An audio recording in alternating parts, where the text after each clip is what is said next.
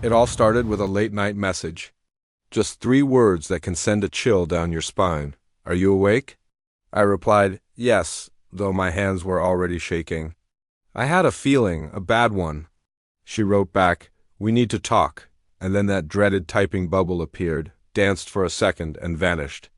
The silence was deafening. I waited, staring at the ceiling, listening to the tick-tock of the clock on the wall, each second stretching into an eternity. Then her next message arrived. I let him move in. My heart sank. I asked, who? Even though I already knew the answer, I just wanted to see her type it. She said, my friend Aaron, just for a while, just a friend. Just for a while. The words felt hollow. I started to type, for how long, but I erased it.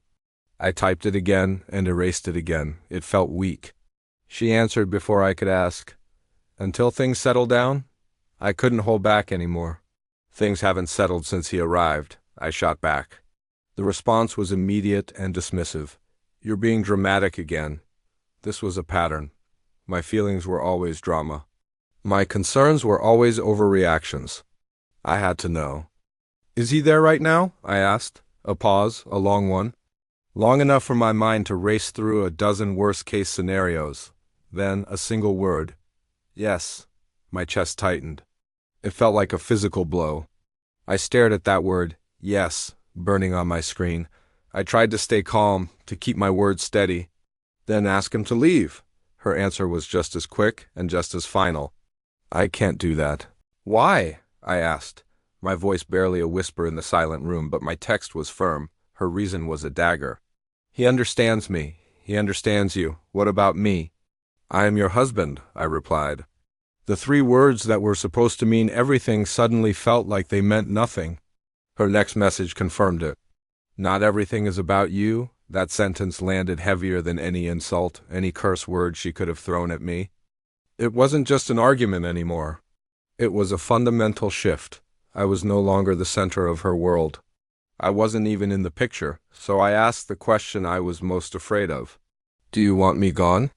The silence that followed was the loudest sound I'd ever heard. I watched the screen, waiting for the typing bubble that wouldn't appear. It was a long, agonizing wait. When she finally did reply, the words were cold and calculated. If you can't accept this, maybe a word full of possibilities, none of them good. Maybe what? I pushed. She didn't hesitate this time. Maybe you should stay somewhere else? And just like that, my home wasn't my home anymore. My fingers hovered over the keyboard. Every instinct screamed at me to fight, to argue, to beg. But something inside me just broke. I typed, okay. She immediately replied, okay, what? As if she couldn't believe it.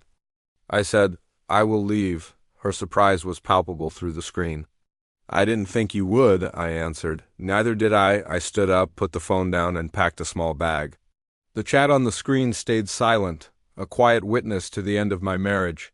I drove until I found a motel, the neon sign a bleak welcome. As I sat on the edge of the stiff bed, my phone buzzed again. It was her. We should talk in person, I replied with a single word. Tomorrow. The next morning I woke up feeling empty. My phone had a new message. Aaron says you're overreacting. I felt a surge of rage. Aaron doesn't get a vote, I typed, my thumbs hitting the screen hard. She defended him instantly. He cares about me. The words stung. I replied, so did I. The use of the past tense wasn't lost on her. Past tense hurts, she sent. I wrote back, so does betrayal.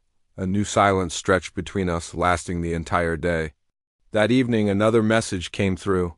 Are you coming back? I asked the only question that mattered. Is he still there? Her reply was simple and devastating, yes. So my answer was just as simple. Then no. Minutes later, her tone shifted from dismissive to indignant. You're really doing this?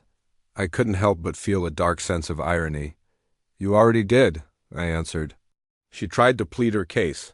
I need time. I was done being patient. Take it without my house. That got her attention. What does that mean? She asked. I laid my cards on the table.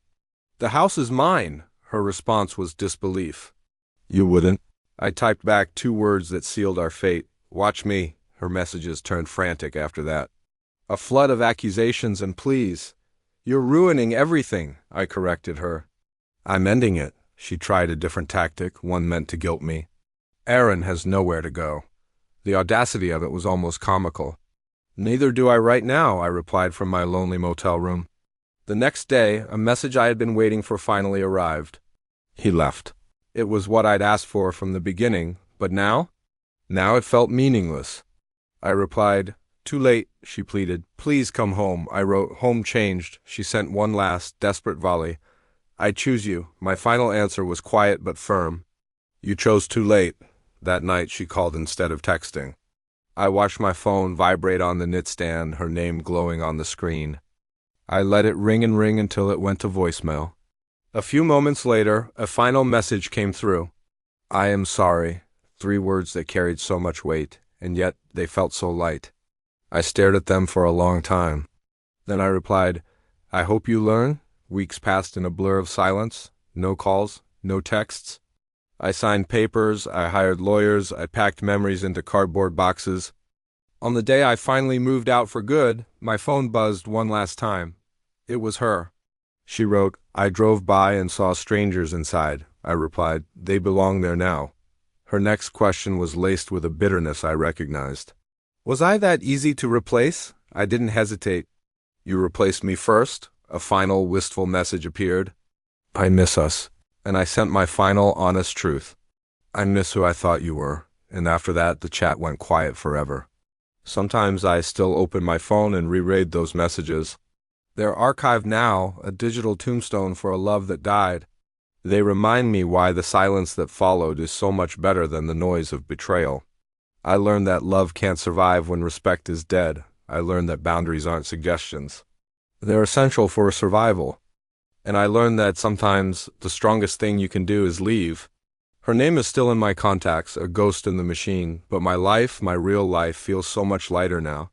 Some conversations end marriages, but this one saved the person who left. Thank you for listening. If you've ever been through something similar, know that you're not alone and there is a lighter life waiting for you too. Follow for more stories.